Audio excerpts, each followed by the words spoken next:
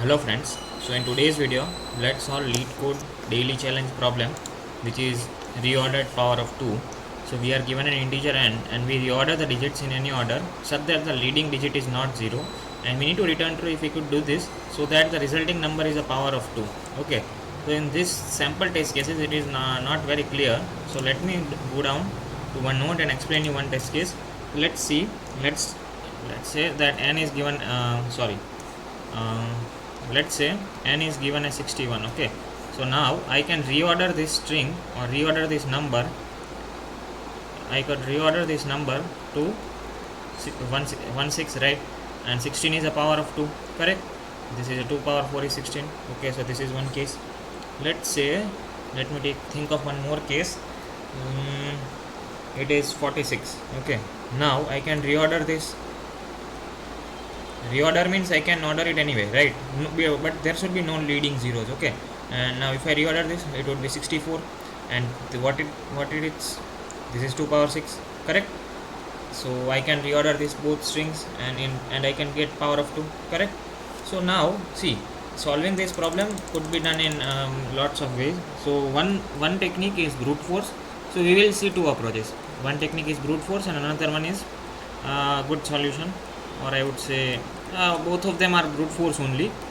But yeah, depending upon what you find easy, you could implement any of the approaches, right? So what we could do, we are given an integer n, right? So we are given an integer n. What if I could convert this integer to a string? See, it is easy. We could use toString function in C++stl. So now my string n, so now my n is a string, correct? So it is a 46. Now I could iterate over all of the permutations of s. Okay, I would iterate to all permutations of s and find if any of the permutation is a power of 2 or not, correct? See, let's say I take one more. So let's say this is the string. So let's say I have sorted the string in ascending order. So I have converted my number n to a string and I have sorted it in ascending order, right? Now what would be the permutations of this? 146, 164, 461, 416, 614 and 641, right? So this would be the permutations of this number. So I would check if any of the permutation is, then I would do the reverse process. I would convert this string to integers and I would check if my string is a power of 2, if my number is a power of 2. Okay, and if it is a power of 2, then we have found a possible way, and hence I would return a true over here. And power of 2 would be checked very easily, right? You know that. See, how would we check power of 2? We had solved one problem, power of 3 and power of 4, right? So in power of 2, what we do? See, if my number is n is 8, then what is n minus 1, which is 7. So 8 is 1 0 0 0, 7 is 0 1 1 1, and if I do a AND, bitwise AND, what would I get? 0, correct? So if my and n minus 1 equal to 0, then I can say my number is a power of 2, correct? And so yeah, so this is one way in which I would convert it into a string and then iterate over all permutations. Of my string. Okay, so this is a way I could find, and we will also see one another approach. So first let me code it down. So yeah, if I code it down, then it would be better to visualize. So let me name string as 2. I have converted it to a string. I have sorted the string, and now I am iterating over all permutations. So I would iterate. I know that there is one function called next permutation in C++stl library, and yeah, so this is a function, and my integer value will be string to int. Yeah, we could use directly functions only, right? Because it is competitive programming and we need to simplify our approaches. So I am finding the value. Now I would check if value and value minus 1 equal to 0, then I have found a way and I would return a 1, and else, okay, and in else part I would return a 0, means it is not a power of 2. Let me check it if it is working fine. So this is a simple code. Okay, it is not working. Well, let's see it. Okay, yes. So we also need to take care of this case. Yes, so we need to take care of this case also, right? What is it?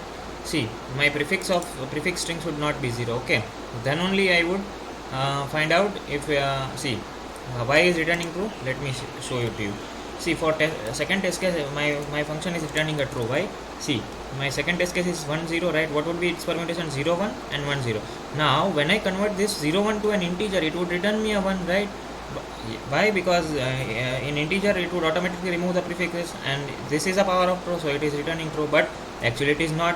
Why? Because we need to utilize all of the characters of the string, and my string is this, right?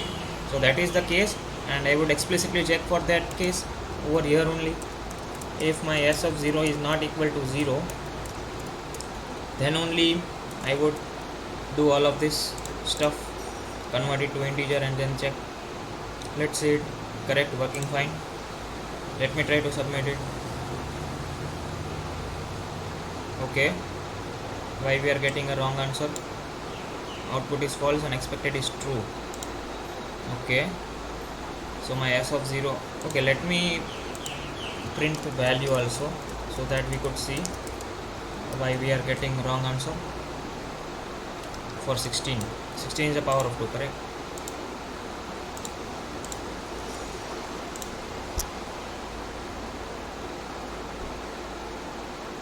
Yeah, 16 is the power of 2. So okay, see, I have not used brackets probably, and because of that it is returning false. See, that was the main cause of error, or I would say.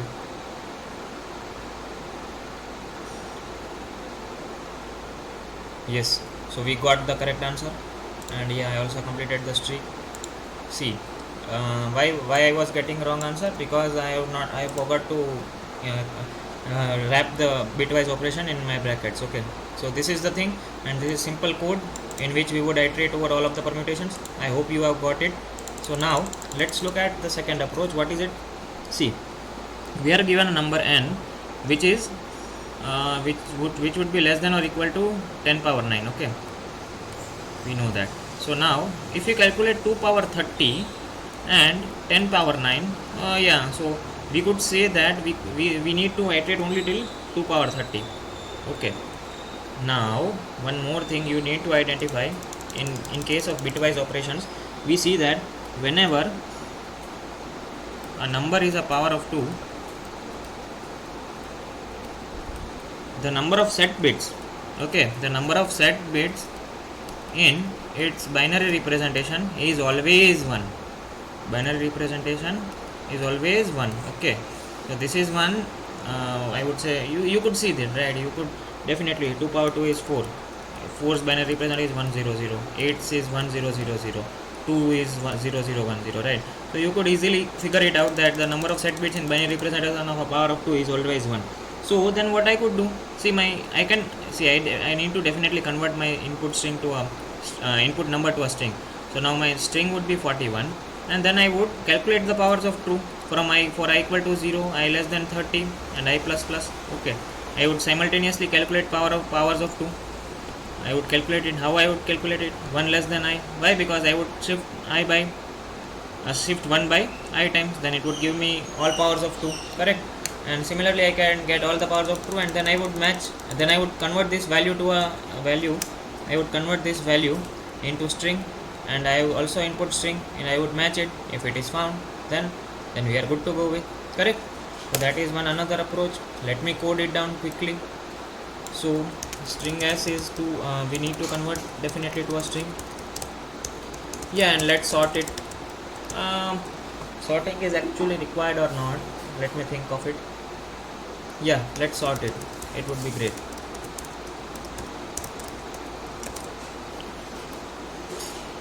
Then what I would do, I would iterate over, I iterate till 30, power of 30. My value would be 1 less than I, as I told you, and I would convert this into also string, temp string to string. I am converting this into a string. Okay, and if my temp is equal to my input string, then I would return a 1, else I would return 0, correct? Let's see it. Okay, integer I,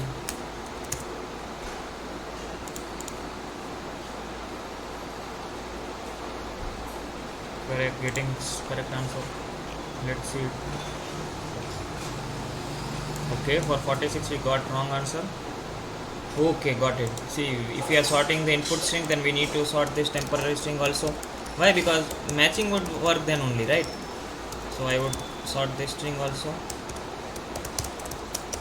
Let's see it now. Correct answer, and see the runtime reduced drastically. It would now 0 millisecond. So in my first approach, right? See why I told. See, in my first approach, we were iterating for all permutations, right, of my string. Now calculating permutations take n factorial time. Okay, and so initially the time complexity was n factorial. Now when I converted this code into a I would say a bit magic type of code, then my complexity is reduced to a big of 30. Why? I am iterating till 30 only, see. And yeah, I am definitely sorting the string, so it would be n log n time. Why? Because the sorting function uses quick sort in the backend, correct? So it would be n log n, and the string size would not exceed 9, right? See why I am saying that. We are given a number n which is less than or equal to 10 power 9, so it could be maximum 1 0 0 0 0 0, right? And so and when I convert this number to a string, what is my string length? 1 2 3 4 5 6. It would not exceed 9, correct? So now, yeah, and sorting would take 9 log n time, 9 log 9 time, correct? So it is a near about constant time. Okay, we could say that. So this is a good approach. And if you see, if you are not getting any of the approaches, do comment it down. I would definitely explain it to you again. And if you are still there, please do not forget to like and subscribe the channel. Thank you.